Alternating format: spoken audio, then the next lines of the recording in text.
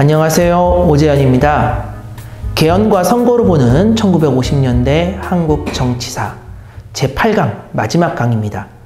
오늘은 1960년에 있었던 정부통령 선거, 우리가 흔히 3.15 부정선거라고 부르는 이 선거에 대해서 살펴보고, 이 선거의 결과, 결국 4.19 혁명이 일어나고 이승만 정권이 붕괴되는 이러한 일련의 상황들이 발생하는데, 이 과정에 대해서 살펴보도록 하겠습니다. 특히 이제 오늘 이 강의에서는 3.15 부정선거가 왜 이러한 부정선거라는 이름이 붙을 정도로 혼탁하게 발생했는지, 그리고 그 부정의 여러 가지 방법, 수법은 무엇이었는지 살펴보고요.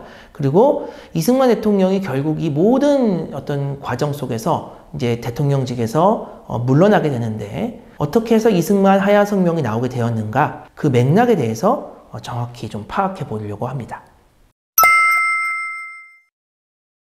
자, 먼저 우리가 이 1960년 정부통령 선거, 즉 3.15 부정선거를 이해하기 위해서는 바로 이 선거 직전부터 굉장히 부정선거가 아주 자주 발생하고 있었다는 것을 확인할 필요가 있습니다. 사실 1950년대 정치사에서 부정선거는 매우 흔한 현상이었습니다. 아주 일찍부터 크고 작은 부정들이 선거 때마다 계속 반복되고 있었다는 거죠. 그런데 58년에 있었던 제4대 국회의원 총선거를 계기로 그 부정의 정도나 또는 수법이 너무나 더 강화되고 노골화되는 그런 모습을 보여줍니다. 특히 1958년 제4대 국회의원 총선거 직후에 여기저기에서 하도 문제가 많이 발생하니까 법원이 결국 선거 무효 판결을 내리고, 그래서 선거 무효 판결이 난 곳에서 다시 재선거가 실시되는데, 문제는 이 재선거가 그 이전 선거보다 훨씬 더 혼탁하고 부정한 방법으로 치러졌다는 거죠. 그래서 이 재선거를 나중에 우리가 3.15 부정선거를 경험하면서 한번 비교를 해보니까, 1958년, 59년에 있었던 국회의원 재선거들은 바로 다음에 이어지는 1960년 정부통령 선거의 부정을 위한 일종의 예행 연습이었다. 이렇게 이제 평가를 하게 되는 거죠. 그 정도로 이미 1960년 이전에 부정선거가 만연했고 갈수록 더 심화되고 있었다. 이렇게 볼 수가 있겠고요. 자, 그러면 1960년에 이 정부통령 선거가 어떻게 치러졌는지를 한번 살펴보죠. 1960년 선거에는 이 4년 전에 1956년 선거와 비교했을 때 출마자 수가 줄어들어요. 그게 그럴 수밖에 없는 게, 일단 진보당이 사라지죠. 앞서 우리가 이미 살펴봤듯이 1958년에 있었던 진보당 사건, 그리고 조봉암의 죽음으로 결국에는 진보당과 조봉암은 모두 정치권에서 다 축출됩니다. 그래서 이렇게 진보 정치 세력이 없는 상태에서 이제 보수적인 정당으로서 여야로 나뉜 자유당과 민주당만이 후보를 내는 그런 형태로 이제 선거가 치러지는 거죠. 그래서 당시 자유당, 정부 여당인 자유당은 역시 또 대통령 후보로 이승만, 또 부통령 후보로 이기붕을 내게 돼요. 바로 4년 전과 똑같은 후보를 내게 되는 거죠. 반면에 이제 보수 야당인 민주당에서는 대통령 후보로 조병호, 그리고 부통령 후보로 장면을 내게 됩니다. 자, 여기서 이 장면은 현직 부통령인데 또 이번에도 부통령 후보로 나와요. 왜냐하면은 이 정도 커리어면은 이번에는 대통령 후보로 나올 법도 하고, 본인은 실제로 대통령 후보를 희망했지만 민주당 내에서 결국 구파와 신파가 서로 파벌 경쟁을 벌이는 과정에서 결국에는 구파가 좀 더 셌던 거죠. 그래서 이번에도 대통령 후보로는 구파의 리더였던 조병옥이 나오게 됐고요. 여기서 밀린 신파는 어쩔 수 없이 부통령 후보를 낼 수밖에 없었고, 그래서 신파의 리더이자 그 현직 부통령인 장면이 또 부통령 후보로 나오게 되었던 겁니다. 그래서 이제 이번 선거도 누가 봐도 또 치열하게 벌어질 수밖에 없는 선거였어요. 갈수록 이승만 정권에 대한 인기는 내리막길을 걷고 있었고, 또 당시에는 경제까지 너무 어려운 상태여서 경제 성장률이 57년부터 이제 원조가 감소하면서 뚝뚝 떨어져 가지고 그 57년도에 9%까지 성장했던 경제가 1960년에는 2%대 성장으로 아주 곤두박질 치거든요. 그러니까 경제 상황도 너무나 안 좋고 해서 사람들이 이제 이승만 정권을 계속 지지하기가 쉽지 않은 그런 상황이었고, 반면에 야당은 갈수록 더 힘을 더 키워가던 그런 상황이었기 때문에 이번 선거에서는 충분히 민주당이 자유당을 이기고 여야 정권 교체를 이뤄낼 수 있는 그런 상황이었다는 거죠. 근데 여기서 또 돌발 상황이 발생합니다. 바로 민주당의 대통령 후보였던 조병옥이 선거를 한 달 앞두고 갑자기 사망을 하게 된 거예요. 원래 좀 지병이 있었는데 이것이 좀 악화되자 어쨌든 선거운동이 본격적으로 시작되기 전에 그걸 고쳐보려고 미국으로 갔다가 미국에서 조병옥이 사망하게 되는 거죠. 근데 이미 후보 등록을 마친 상태였기 때문에 뭐 후보를 교체할 수도 없었고, 이런 상황에서 결국 민주당은 4년 전과 똑같이 대통령 후보를 잃은 상태에서, 즉 대통령 후보가 없는 상태에서 부통령 선거만으로 선거를 치러야만 했고, 반면에 자유당은 어떻게 보면 너무나 운이 좋은 거죠. 그 어려운 선거, 아무래도 대통령 선거도 질 것 같은 이 선거에서 결국에는 야당 후보가 갑자기 아웃되는 바람에 이승만 대통령이 혼자 출마하는, 단독 출마하는 상황이 돼서 너무나 이제 손쉽게 승리할 수 있는, 대통령이 될 수 있는 길을 연 겁니다. 다만 당시 뭐 대통령 후보가 이승만밖에 없다고 해서, 이승만이 단독 출마를 했다고 해서 자동 당선되는 건 아니었어요. 당시 헌법에 따르면은 대통령 후보가 만약에 단독으로 나오게 될 경우에는 유권자의 3분의 1 이상의 찬성을 얻어야만 당선이 확정됐습니다. 그렇기 때문에 뭐 이승만 입장에서도 뭐 무조건 당선되는 건 아니기 때문에 긴장의 끈을 늦출 수는 없었고, 물론 이제 그래도 자유당이 갖고 있는 어떤 힘을 봤을 때, 정부 여당 이승만 정권이 갖고 있는 여러 가지 힘을 봤을 때 3분의 1 정도의 득표는 가능하지 않았나 싶기는 해요. 다만 이제 이 선거에서의 관건은 대통령도 대통령이지만 부통령 선거였다. 왜냐하면은 이제 이승만 나이가 만 85세가 되는데 이건 뭐 당시로서 너무 많은 거죠. 오늘날로 환산하면은 거의 뭐 100살 정도 되는 그런 나이였다고 할 수 있는 거고, 그러다 보니까 비록 대통령 선거에서 운 좋게 이승만이 당선된다 하더라도 이게 지금 임기 4년을 버틸 수 있을까? 이게 의심스러울 수밖에 없는 거예요. 4년 뒤면은 이승만 나이가 거의 90이거든요. 그러니까 이제 이런 상황에서 언제든지 이승만이 임기 중에 사망할 가능성이 있고, 거기에 자유당은 대비할 수밖에 없었다.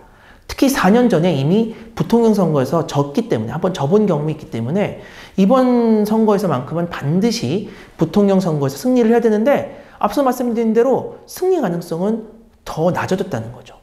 갈수록 이승만 정권의 인기가 떨어지면서 특히 이기붕의 인기는 더더욱 바닥을 길 수밖에 없는 상황이었다. 그래서 이러한 불가능한 승리를 가능하게 만들기 위해서 이승만 정권은 아주 무리한 방법을 동원할 수밖에 없었고, 그러면서 그 1960년 3월 15일에 있었던 선거가 아주 혼탁하게 부정한 방법으로 치러질 수밖에 없었다는 겁니다. 그럼 이때 이 부정한 방법이 어떤 식으로 활용되었는가? 몇 가지만 예를 들면은, 일단 사할 사전투표라는 게 있어요. 사할이라는 말, 요즘 할이란 말 잘 안 쓰죠. 이 할이란 말은 주로 야구에서나 쓰는 용어인데 이게 10%를 의미합니다. 그러면 사할은 40%를 의미해요. 즉 사할 사전투표는 투표 시작 전에 이미 유권자의 40%가 투표한 것으로 투표용지에다가 투표를 찍어가지고, 그래서 그걸 갖다가 다 미리 넣어놓고 투표를 시작하는 거예요. 그러니까 40%를 먼저 먹고 시작하는 거죠.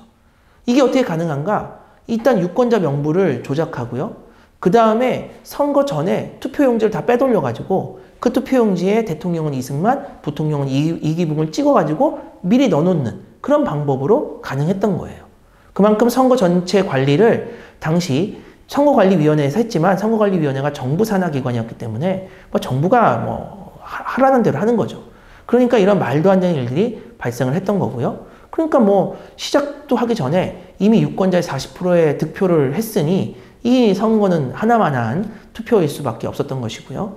그 다음에 또 하나의 수법이 3인조, 9인조 또는 어떤 데서는 5인조도 있었다고 하는데, 이런 식으로 조직 투표를 하는 건데, 뭐 단순히 조직화해서 투표를 하는 게 중요한 게 아니라 이게 결국 유권자를 3명 단위, 5명 단위, 9명 단위로 조직을 하는 건데, 조직을 하면서 뭐 협박을 하기도 하고 또는 무슨 뭐 뇌물을 갖다 바치기도 하고 뭐 돈봉투나 뭐 고무신이나 막걸리나 이런 것들을 주기도 하고 이래서 회유를 하는 거죠.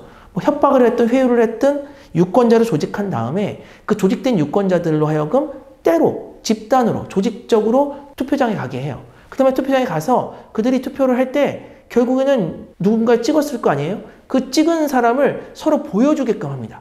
서로 확인하고 그리고 이제 투표함에다 넣는 거예요. 한마디로 이거는 조직 투표일 뿐만 아니라 공개 투표다.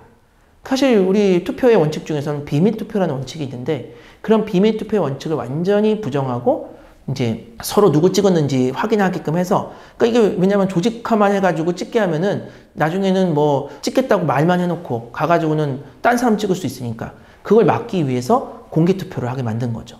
그리고 그게 가능하려면은 결국 투표장을 장악해야 됩니다. 근데 앞서 제가 민주당이 이 선거법 협상을 할 때 참관인 제도를 강하게 주장했고 그게 받아들여졌다. 그러니까 당연히 참관인이 있어요. 이러한 투표장에서 말도 안 되는 공개 투표를 하는 것을 막을 수 있는 참관인들이 분명히 있는데 어떻게 야당 참관인이 있는 상황에서 이런 일이 발생하는가? 바로 이 참관인들을 그 투표장에서 모두 다 축출하는 겁니다. 다 끌어내는 거예요. 그때 누가 끌어내느냐? 괴한들이 난입하는 거죠. 괴한들이 난입을 해가지고 그 난입한 괴한들이 이 참관인들, 야당 참관인들을 다 끌어내는 건데 그들이 보통 누구냐? 정치 깡패들이에요. 수많은 정치 깡패들이 동원돼가지고 결국에는 각 표소에 있는 야당 참관인들을 끌어내거나 아니면 심지어 어떤 경우에는 아예 야당 참관인들이 투표소에 가지 못하도록 중간에 납치를 해가지고 폭행해서 그들을 거기에 갈 수 없게 하거나 이 과정에서 사망자까지 발생하는 이런 일들이 발생을 합니다. 그러니까 이러한 투표소를 완전히 정부 여당이 꽉 장악해서 그 안에서 뭐 온갖 행위들을 하는 거죠. 공개투표까지 해서. 이렇게 해가지고 이제 투표를 하니까 당연히 이승만, 이기붕 표만 나올 수밖에 없는 것이고 그 밖에도 이 아까 얘기했던 정치 깡패들이 완장차고 그 투표함 주변에서 굉장히 이제 뭐랄까요 위협적인 행동들을 함으로써 유권자들로 하여금 절대로 야당을 찍을 수 없도록 그렇게 위협을 하는 이런 것들이 어우러지면서 정말 유례를 찾아보기 힘든 정말 그런 부정선거가 1960년 3월 15일에 이루어졌던 것입니다. 그러니까 이제 뭐 결과도 뻔한 거죠. 결국 어마어마한 그런 그 득표율로 그러니까 이승만은 한 85% 정도, 이기붕은 한 73% 정도의 득표율로 결국에는 대통령인 이승만, 부통령인 이기붕이 다 당선이 되는 거죠. 이렇게 해서 결국 이제 이승만 정권은 이승만의 네 번째 당선은 물론이고 이승만이 언제 죽어도 곧바로 그 지위를 승계할 수 있는 권한까지 획득을 함으로써 뭐 자신들의 목표를 100% 이상 달성했다 이렇게 볼 수 있습니다. 하지만 이제 국민들이 더 이상 이것을 참을 수가 없는 거죠. 그 이전에도 부정선거가 있었지만 이렇게까지 심하진 않았거든요. 이건 더 이상 묵과할 수가 없는 겁니다. 그렇기 때문에 이제 국민들이 거리에 나와서 이 선거 부정에 항의를 하기 시작했고요. 결국 이것이 4.19 혁명으로 이어지게 된다. 다만 4.19 혁명 때 처음부터 이승만 대통령 물러가라, 이승만 하야하라 이걸 요구했던 것은 아니에요. 처음에 4.19 혁명의 어떤 구호는 이 부정선거가 아무래도 직접적인 계기가 되다 보니까 부정선거 다시 해라. 아니면은 뭐 책임자를 처벌해라. 뭐 이런 것들이 주요한 구호였던 거죠. 하지만 시간이 갈수록 뭐 이승만 정권이 뭐 선거에 대해서 뭐 잘못을 인정하거나 그것을 바로잡으려고 하지 않고 오히려 이 거리에서 항의하는 이 시민들, 학생들을 무자비하게 탄압하고 이 과정에서 다수의 사상자가 발생하면서 더 이상 이제 국민들, 시민들은 이러한 그 이승만 정권을 용인하기가 어려워지는 겁니다. 그러면서 결국에는 구호가 바뀌기 시작해요. 이제 이승만 물러가라는 구호가 하나둘씩 나오기 시작하고 뒤로 갈수록 훨씬 더 강하게 울려 퍼지게 됩니다. 한마디로 이 4.19 혁명이라고 하는 것은 처음에는 이제 부정선거에 대한 항의 또는 이 부정선거에 대한 저항으로 시작됐지만 이제 갈수록 이승만 정권이 그러한 국민들의 요구를 오히려 더 강하게 탄압하고 많은 사람들을 희생시키면서 정권의 정당성을 완전히 상실하게 되고 그렇게 되니까 국민들도 이제는 더 이상 단순히 뭐 부정선거 다시 하고 책임자 처벌하고 이런 정도 수준이 아니라 이제는 이승만 정권 자체를 붕괴시키려고 하는 그러한 이제 목소리로 나아가게 되었다. 그래서 이제 4.19 혁명 후반부로 가면은 모든 사람들의 목소리가 하나로 모아지는데 그게 바로 이승만의 하야였다는 거죠. 그래서 1960년 4월 26일 이제 이 마지막 시위가 이제 벌어지는데 이때 또 국민들은 한 목소리로 이승만의 하야를 외쳤고 더 이상 국민들의 이러한 저항에 견딜 수 없었던, 버틸 수 없었던 이러한 이승만 정권 또 이승만 대통령은 이제 국민들의 요구대로 하야 성명을 발표하게 됩니다. 이렇게 해서 이승만 정권이 붕괴되고 12년간의 이승만의 독재가 막을 내리게 되는 거죠. 자, 그래서 이러한 전체적인 상황을 우리가 이제 마지막으로 정리해 본다면은 결국 이 3.15 부정선거라고 하는 것은 매우 일찍부터 준비되고 있었다. 단순히 뭐 부통령 하나 당선시키려고 선거 부정을 한 것이 아니라 이미 이전부터 야당의 힘이 세지고 정부 여당 이승만 정권의 지지가 약화되는 상황에서 어떻게 해서든지 이 대세를 뒤바꾸기 위해서 일찍부터 준비되고 조직됐던 것이고 그러다가 이제 3.15 부정선거 때는 대통령 선거 쪽에서는 예상 외에 돌발적인 상황이 발생해서 좀 수월하게 갈 수도 있었지만 지금 뭐 부통령 문제도 굉장히 중요했고 전체적으로는 그동안 해왔던 이 부정선거 준비를 돌이킬 수가 없었기 때문에 그대로 부정선거를 강행했다가 4.19 혁명이 일어났다. 그리고 또 하나 4.19 혁명 초기에는 목표가 시민들이나 학생들의 요구가 주로 부정선거를 다시 하고 책임자를 처벌하는 정도였지만 그러나 이것에 대한 이승만 정권의 대응이 너무나도 무자비하고 또 이렇게 인정할 수 없는 어떤 선을 넘어가는 것이었기 때문에 이제 갈수록 이 4.19 혁명의 요구가 이승만의 하야, 이승만 정권의 퇴진으로 결국에는 이제 모아지게 되었고 결국 마지막 시위에서 모두가 한 목소리로 이승만의 하야를 외쳤을 때 이승만 대통령은 하야 성명을 발표할 수밖에 없었다. 이렇게 해서 12년의 독재가 마무리되고 또 1950년대의 정치사가 마무리되게 되었다는 거죠. 그래서 이제 마지막으로 제가 이 말씀을 드리고 싶어요. 우리가 그동안 총 8번에 걸쳐서 어떤 개헌과 선거를 중심으로 해서 1950년대 한국의 정치사를 살펴봤습니다. 너무 좀 시간이 촉박한 상황에서 좀 약간 주마간산식으로 본 것도 있고 또 어떤 부분들은 조금 제가 얘기를 하다가 좀 버벅거리는 부분도 있어서 좀 이제 아쉽기도 하고 죄송스럽기도 한데요. 그럼에도 불구하고 우리가 이 1950년대 정치사를 잘 이해하게 된다면 이것은 당대의 역사를 이해하는 데에도 큰 도움을 줄 뿐만 아니라 바로 그 1950년대를 원형으로 해서 지금까지 이어지고 있는 한국 사회의 모습, 특히 한국 정치의 모습을 이해하는 데도 큰 도움을 줄 수 있다고 생각합니다.